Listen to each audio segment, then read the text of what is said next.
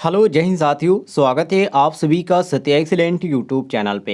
ये नोटिफिकेशन आप देख सकते हैं ऑयल इंडिया लिमिटेड की तरफ से जारी किया गया। नोटिफिकेशन का डेट यहाँ पर आपको देखने को मिल जाता है 25/11/2022 को ये नोटिफिकेशन जारी किया गया। और आज की डेट में मैं आपको जानकारी दे रहा हूँ क्योंकि ऑफिशियल वेबसाइट पे आज की डेट में ये नोटिफिकेशन अपडेट किया गया है। नीचे आप आएंगे स्क्रॉल करते हुए तो यहाँ पर इसके बारे में बहुत सारी जानकारी यहाँ पर दे रखी है, किस तरह की ये वैकेंसी है और कौन से छात्र फॉर्म को अप्लाई कर पाएंगे।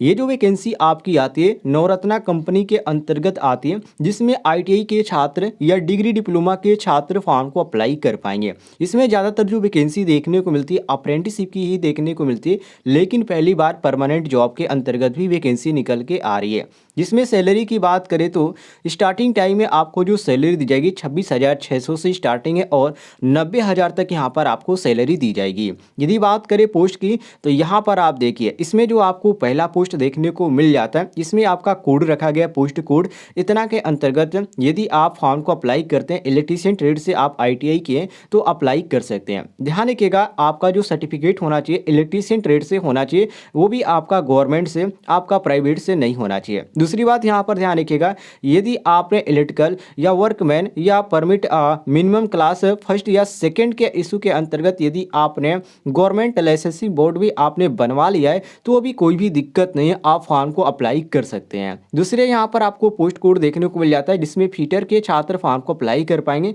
इसमें जो आपका लगेगा फीटर का सर्टिफिकेट लगेगा यदि आपने फीटर से आईटीआई कर रखा है। और ध्यान रखिएगा इसमें आपका 10वीं का मार्कशीट भी लगने वाला है, वो भी यहाँ पर जो आपका ऐसा होना चाहिए कि सरकार द्वारा मान्यता प्राप्त आपका होना चाहिए। ऐसा ना हो कि आप किसी भी बोर्ड से आपने 10वीं पास प्राप्त हो सर्टिफिकेट आपके पास है और उसका मान्यता नहीं है तो आपका फॉर्म जो है रिजेक्ट हो जाएगा। तीसरी यहाँ पर ध्यान रखिएगा, इसमें इलेक्ट्रॉनिक मैकेनिक ट्रेड के लिए भी यहाँ पर मौका दिया जा रहा है, ये भी आपका गवर्नमेंट से होना चाहिए और यहाँ पर 10वीं पास होना चाहिए। नीचे आप आएंगे तो यहाँ पर आपको देखने को मिल जाता है, जिसमें यहाँ पर 2 ईयर का डिप्लोमा यहाँ पर रखा गया। यदि आपने डिप्लोमा भी कंप्लीट कर रखा है तो आप फॉर्म को अप्लाई कर सकते हैं, जैसे कि डॉक्टर सिविल ट्रेड से या यहाँ पर इंस्ट्रूमेंट मैकेनिक ट्रेड से, और भी यहाँ पर आईटीआई छात्रों के लिए भी अभी निकाला गया, यहाँ पर आप देख सकते हैं। नीचे आएंगे तो यहाँ पर डिप्लोमा छात्रों के लिए रखा गया, डिप्लोमा छात्रों के लिए अलग यहाँ पर आपको देखने को मिलती है सैलरी, जैसे कि 37,500 से स्टार्टिंग है और 1,45,000 तक देने की बात कही गई है।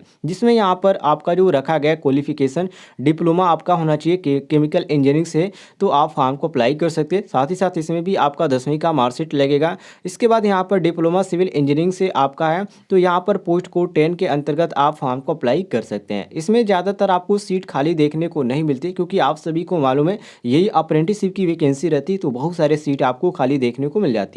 जैसे कि यहाँ पर बात करें तो देखिए इलेक्ट्रीशियन के लिए अभी आपको यहाँ पर कितना देखने को मिलता है, तो 2 यहाँ पर सीट खाली है, और फीटर के लिए यहाँ पर 8 सीट खाली है। यहाँ पर देखेंगे इलेक्ट्रॉनिक मैकेनिक ट्रेड के लिए तो 2 सीट खाली है। यहाँ पर तीसरे नंबर पे आप देखेंगे तो यहाँ पर जो आपका रखा गया रिलेवेंट ट्रेड कोर्स के लिए यहाँ पर 3 आपका रखा गया। तो इस तरह आपको देखने को मिल जाती है सीट। तो फॉर्म भरने वाले छात्र भर सकते हैं, बाकी आपके ऊपर डिपेंड करता है आप फॉर्म भरना चाहते हैं या नहीं भरना चाहते हैं। नीचे आप आ जाएंगे तो यहाँ पर आपको बिल्कुल डिटेल में यहाँ पर पोस्ट कोड के अंतर्गत जो यहाँ पर इन्होंने बेंचमार्क रखा है वो सारी जानकारी इन्होंने दे रखी है। नीचे आप आएंगे स्क्रॉल करते हुए तो आपको इसके बारे में कुछ अदर जानकारी भी देखने को मिल जाती है कि कितने उम्र के जो छात्र फॉर्म को अप्लाई कर पाएंगे।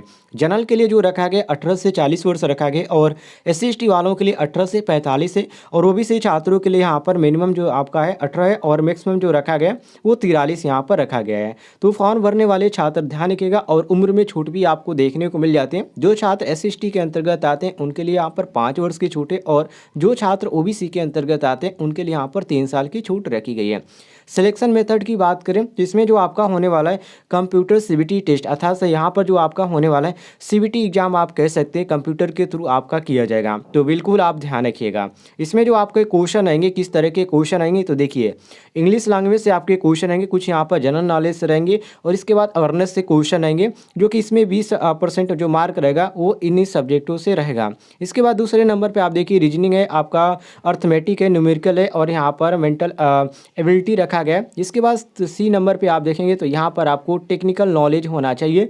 जिस ट्रेड से आप फॉर्म को अप्लाई करें, चाहे डिप्लोमा के छात्र हैं या ITI के, उससे भी आपको क्वेश्चन दिए जाएंगे। 60% टोटल जो आपका रहेगा यहाँ पर 100 आपका लग रहा है, 100% आपका यहाँ पर रखा गया, मतलब 100 क्वेश्चन आपके इसमें रहेंगे और हर एक क्वेश्चन आपका 1 नंबर का रहेगा। ध्यान रखिएगा।